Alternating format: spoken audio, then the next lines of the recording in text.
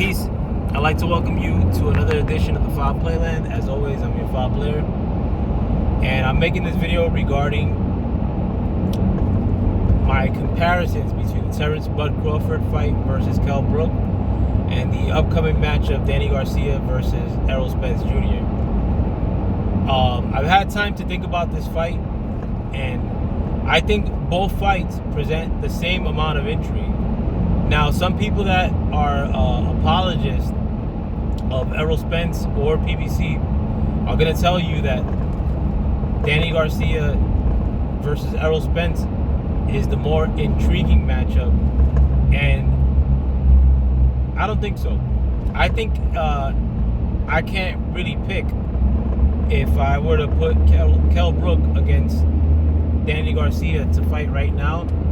I'd be hard pressed to pick a winner of that matchup if they were both able to make weight at 147. Kell Brook, when he fought Sean Porter, in my eyes, didn't beat him resoundingly, but it was a clear victory for Kell Brook. And Kell Brook had to come here to the United States to have that matchup to eventually become the champion. Kell Brook also, when he fought Erroll Spence, I had him winning that fight initially.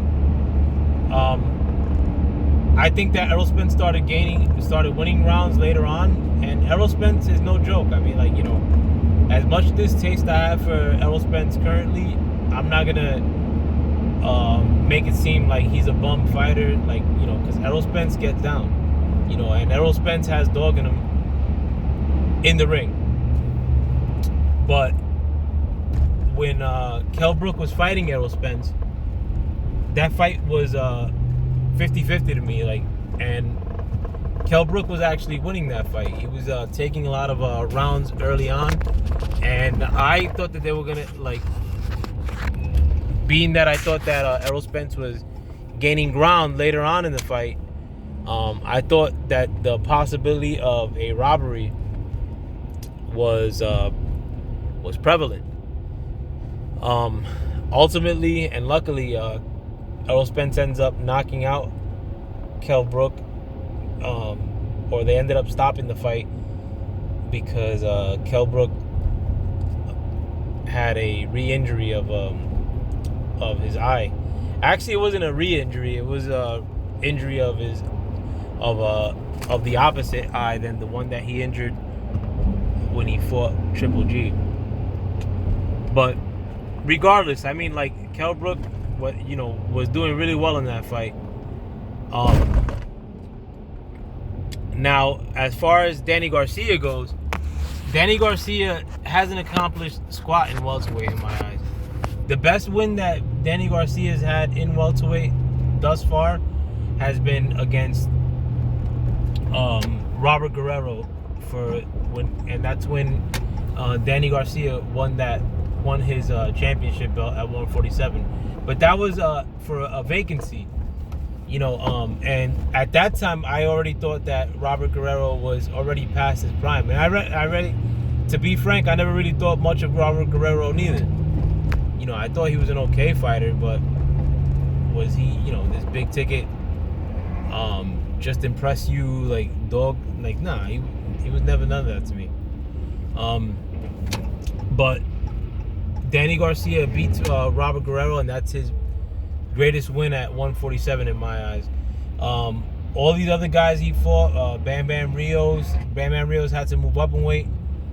And Bam Bam Rios was already well past shot at that point. Ivan Redcash, exactly. The one good thing about Danny Garcia is that when you put him in there with with an Ivan Redcash or one of these substandard opponents, is that he never struggles with those kind of opponents. He actually looks really well against those kind of opponents. But Danny Garcia, a lot of people will bring up the fact that he lost to Porter or the fact that he lost to Thurman as some sort of accomplishment. They're not accomplishments. They're losses. And, I mean, I was watching the PBC show that leads up to the fights. I forget the name of it. But they were making it seem as if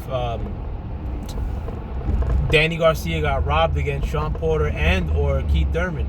I didn't see none of those fights as close fights. Keith Thurman was schooling Danny Garcia early on in the fight. And I think that Keith Thurman later on in the fight maybe got injured, but even then it wasn't like Danny Garcia was on the chase, but he wasn't really winning those rounds like that. I mean, like, it was just that Keith Thurman decided not to punch no more. Maybe some of that had to do with an injury more so than Danny Garcia putting in tremendous work, because Danny Garcia wasn't putting in tremendous work. If I gave Danny Garcia 3 or 4 rounds in that fight, it's a lot. Sean Porter schooled Danny Garcia. They in that same PBC show, the lead up to the fight, whatever the hell they call it. But they were making it seem like Sean Porter wasn't getting off on Danny Garcia. Maybe CompuBox may tell you differently, but Sean Porter was doing twice the work that Danny Garcia was putting out. In addition to that, like, he was smothering a lot of Danny Garcia's work throughout that whole fight.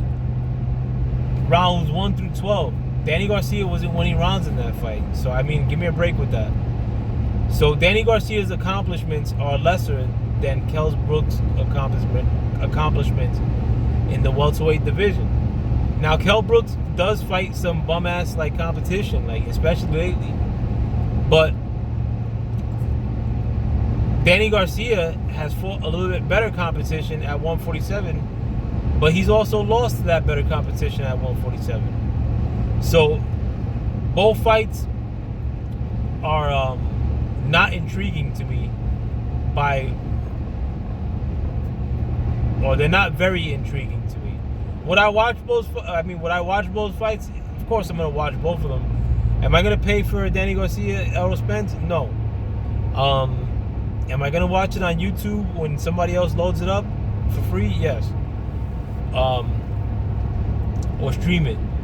But neither one of those fights, they're both stagnant fights, especially for Erroll Spence and Terrence Bud Crawford, the guys that should be fighting each other. Both of them, I expect to come out of these fights with victories.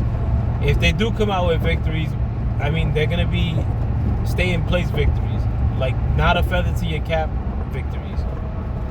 They're both going to be looked at as just keep busy fights, and that's what they should be considered.